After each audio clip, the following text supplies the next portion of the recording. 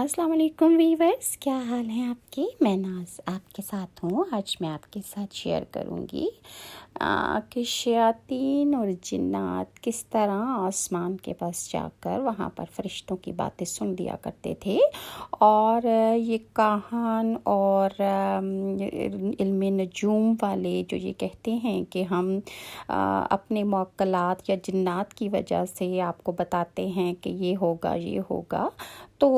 ان کا حل اللہ تعالیٰ نے کیسے نکالا اور پھر کیا علاج اللہ تعالیٰ نے کیا کہ شیطان اور جنات جو ہیں اب آسمان کے پاس جا ہی نہیں سکتے۔ اور جو لوگ قسمتوں کے حال بتاتے ہیں یہ کس حد تک غلط ہوتا ہے، یہ آپ کو قرآن کے ذریعے سے ابھی پتہ چل جائے گا۔ نبی اکرم صلی اللہ علیہ وآلہ وسلم کو نبوت ملنے سے پہلے جنات آسمان سے قریب ہو کر فرشتوں کی باتیں بآسانی سن لیا کرتے تھے، لیکن جب رسول اللہ صلی اللہ علیہ وآلہ وسلم کو نبوت عطا کی گئی تو وحی کو ان کی دخل اندازی سے محفوظ رکھنے کے لیے جنات کے آپ کی باتیں سننے پر پابندی لگا دی گئی، یعنی جنات آپ کی باتیں یا کسی بھی فرشتے کی بات سن ہی نہیں سکتے تھے۔ اب جو بھی شیطان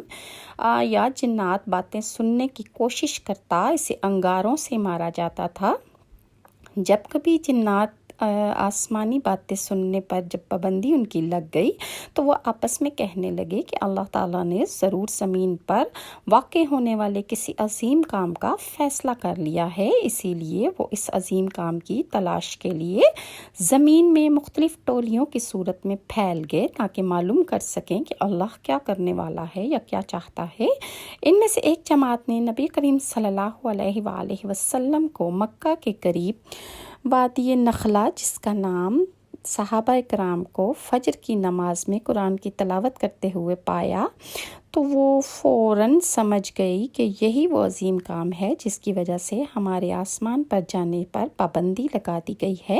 لہٰذا یہ جماعت اسی وقت حضور صلی اللہ علیہ وآلہ وسلم پر ایمان لے آئی اور جا کر اپنی قوم کو بھی تبلیغ کرنے لگی۔ فرمان الہی ہے قرآن پاک میں، اللہ تعالیٰ ارشاد فرماتا ہے، سورہ جن میں اللہ تعالیٰ کا فرمان ہے، اور جنوں نے کہا ہم نے آسمان کو ٹٹول کر دیکھا تو اسے سخت پہرے داروں اور شعلوں سے بھرا ہوا پایا، اور یہ کہ ہم باتیں سننے کے لیے اس آسمان میں جگہ جگہ بیٹھا کرتے تھے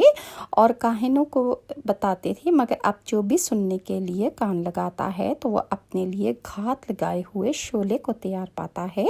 اور بلا شبہ ہم نہیں جانتے کہ زمین والوں کے لیے کسی برے معاملہ کا ارادہ کیا گیا ہے یا ان کے رب نے ان کے ساتھ بھلائی کا ارادہ کیا ہے۔ اللہ رب العالمین کے فرشتے اور آسمانوں پر چوکیداری کرتے ہیں تاکہ شیاطین آسمان والوں کی باتیں سن ہی نہ پائیں۔ اب چوری چھپے جو شیاطین بھی آسمانی باتیں سننے کی کوشش کرتے ہیں تو اللہ آسمان کے ستارے شعلے بن کر ان پر گراتا ہے، چونکہ شیطان آسمانی باتیں سن کر کاہنوں کو بتلایا کرتے تھے۔ کاہن نجومی جو قسمتوں کے حال بتانے بیٹھے ہوئے ہوتے ہیں، اور آج کل بھی ایسے لوگ ملتے ہیں، تو یہ کاہن جو ہیں یہ اپنی طرف سے جھوٹ ملا کر لوگوں کو بیان کرتے ہیں کہ ایسا ہوگا ایسا ہوگا، حالانکہ ایسا کچھ بھی نہیں ہوتا۔ سورہ شعراء میں اللہ تعالیٰ فرماتا ہے، شیطان اس قرآن کو لے کر نازل نہیں ہوئے، نہ ان کے لیے یہ لائق ہے اور نہ انہیں اس کی طاقت ہے، بلکہ وہ تو سننے سے بھی محروم کر دیے گئے ہیں۔ وحی الہی کو شیطانی دراندازی بدگوئی سے بالکل محفوظ کر دیا گیا ہے، کیونکہ شیاطین کا مقصد صرف شر اور فساد اور شرک و بدعات کو پھیلانا ہوتا ہے، جبکہ قرآن مجید سرچشمہ ہدایت ہے اور اس کو نازل کرنے کا مقصد نیکی کا حکم دینا اور برائیوں سے روکنا ہے۔ جب جنوں کو بھی آپ صلی اللہ علیہ وآلہ وسلم پر نازل ہونے والی وحی سننے کا موقع ملا تو وہ بھی آپ پر ایمان لائے بغیر نہ رہ سکے۔ اللہ تعالیٰ سورہ جن کی آیت نمبر 1-2 میں ارشاد فرماتا ہے کہ اے محمد صلی اللہ علیہ وآلہ وسلم آپ کہہ دیں کہ مجھے وحی کی گئی ہے کہ جنوں کی ایک جماعت نے اس قرآن کو غور سے سنا اور کہا کہ ہم نے عجیب قرآن سنا ہے جو صحیح راہ کی طرف رہنمائی کرتا ہے، ہم اس قرآن پر ایمان لا چکے، اب ہم ہرگز کسی کو بھی اپنے رب کا شریک نہ بنائیں گے۔ حضور صلی اللہ علیہ وآلہ وسلم نے اللہ کے حکم سے جنات کو بھی اسلام کی دعوت دی تھی، ان میں بھی اسلام کی تبلیغ کی،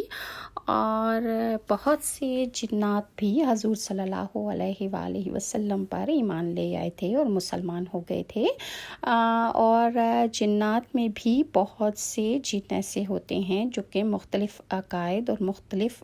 مذہبوں کے ہوتے ہیں۔ جنات بھی مختلف مذاہب کے مالک ہوتے ہیں، ان میں سے بہت سے جن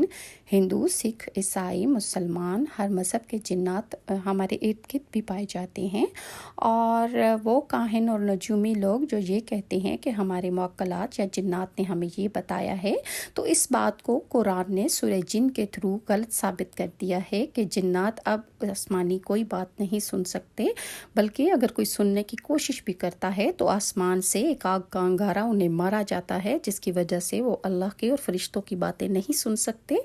اگر ویورز آپ کو میری یہ ویڈیوز اچھی لگتی ہیں تو لائک اور سبسکرائب ضرور کیجیے۔ نیکسٹ ویڈیو میں آپ کے ساتھ شیئر کروں گی کہ حضور صلی اللہ علیہ وآلہ وسلم پر وحی کس کس طریقے سے نازل ہوتی تھی، کیسے آپ کو غیبی آوازیں آتی تھیں۔ انشاءاللہ نیکسٹ ویڈیو تک کے لیے ناز کو اجازت دیں۔ اللہ حافظ۔